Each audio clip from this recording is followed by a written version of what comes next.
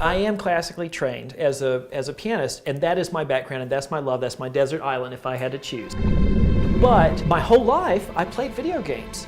Then when I realized I wanted to teach, I want to reach out to people who love music but maybe don't want to do it for a career, I thought, okay, those video game pieces that have been drilled into my brain is a way to reach out to people who are not in the field classically. So for 5 years, I've taught at UM a video game music class, and this class is a class for any student.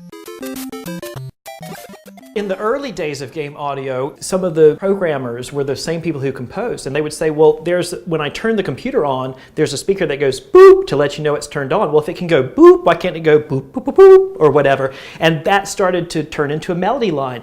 And then, well, if they could do one thing, why couldn't they do two? And it's progressed until now you have the top orchestras in the world, and that music is crafted so uniquely, it's so dynamic, but the bottom line is to get you sucked in and more into the world of the game. In the very first days, Space Invaders that had that ingenious sound, it was just one note in the bass that sped up as the gameplay intensified. Palm. First put into a bar on like a Thursday or something, and then the bar owner calls on Sunday and says, I'm sorry, your machine's broken. Oh no.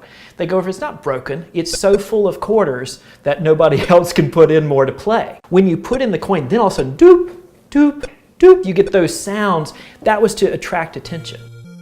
Those people had clever ideas about how to use the music, but we went from that all the way to these modern symphonic scores that change depending on how you're playing. Nowadays, you can have these beautiful pieces. This is when you turn on and you're on the title screen of Kingdom Hearts 2.5. This is like a music appreciation class through the lens of video game music.